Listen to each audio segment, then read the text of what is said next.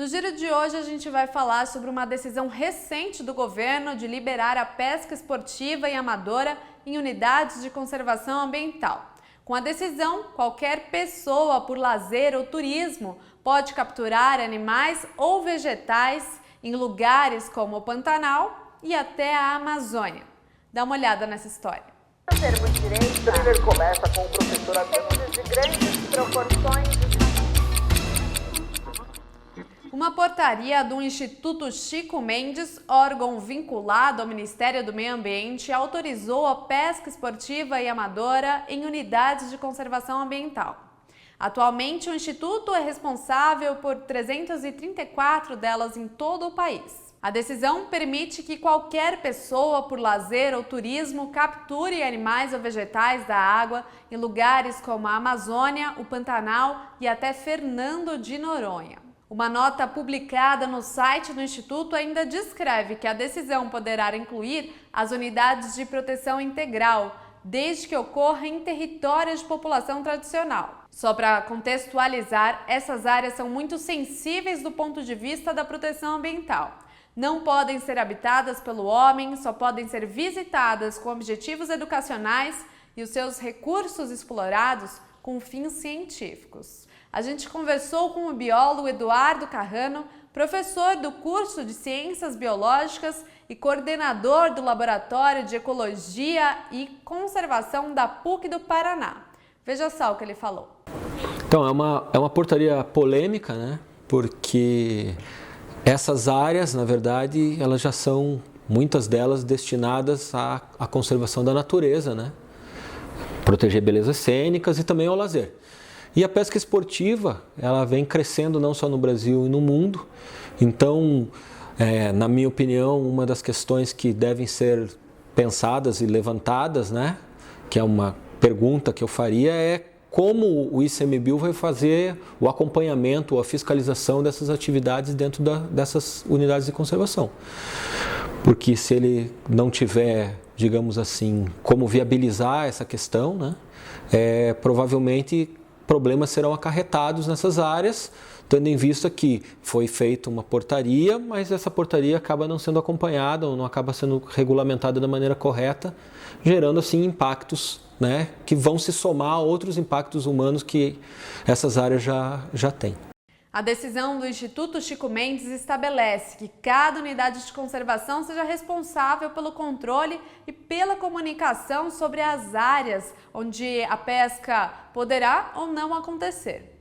Já sobre os pescadores, o texto diz que cabe a eles se atentarem às legislações vigentes sobre as espécies que podem ou não ser capturadas, os períodos em que a pesca pode acontecer, assim como os apetrechos que poderão ser utilizados. Ou seja, a portaria assinada pelo presidente do Instituto Chico Mendes, o coronel da Polícia Militar de São Paulo, Homero de Giorgi Cerqueira, repassa o controle e a responsabilidade da atividade para as unidades de conservação e os próprios pescadores. A gente também perguntou para o biólogo da PUC do Paraná sobre os possíveis impactos da liberação da pesca amadora, e ele listou alguns pontos.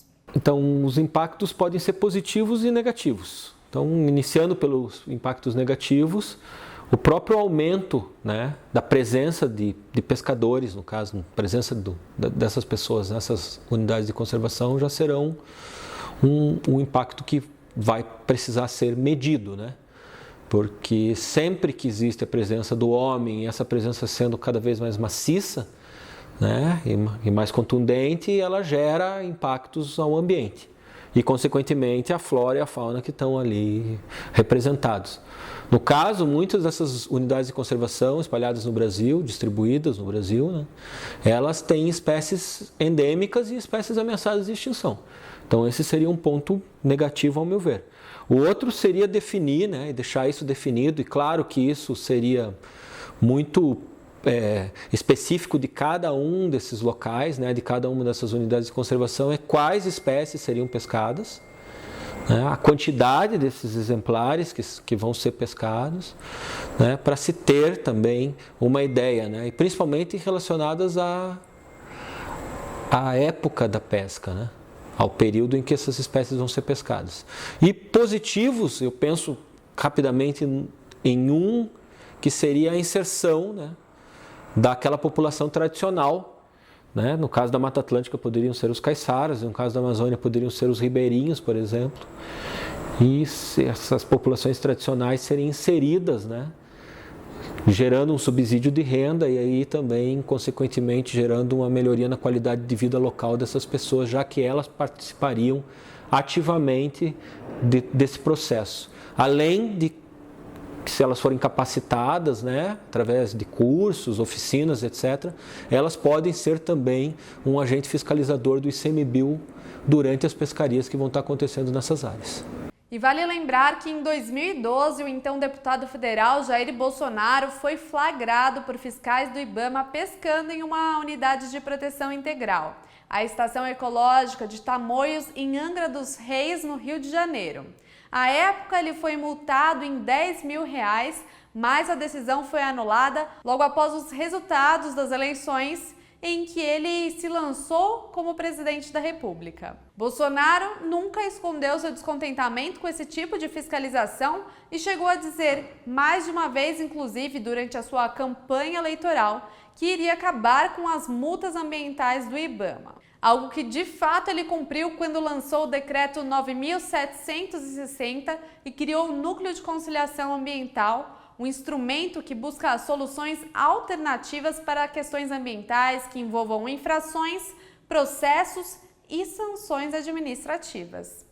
Se você gostou desse vídeo, não esquece, aproveita e deixa aqui o seu like, se inscreve também no nosso canal e vem acompanhar as nossas outras notícias diárias. É isso e a gente se encontra no próximo Giro.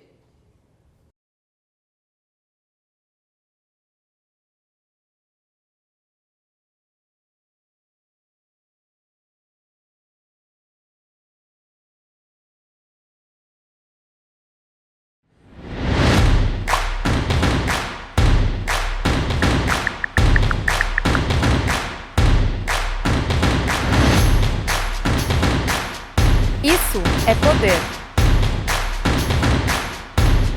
Lazer, cultura, diversidade, aprendizado, bem-estar, diversão, protagonismo, economia, com causa.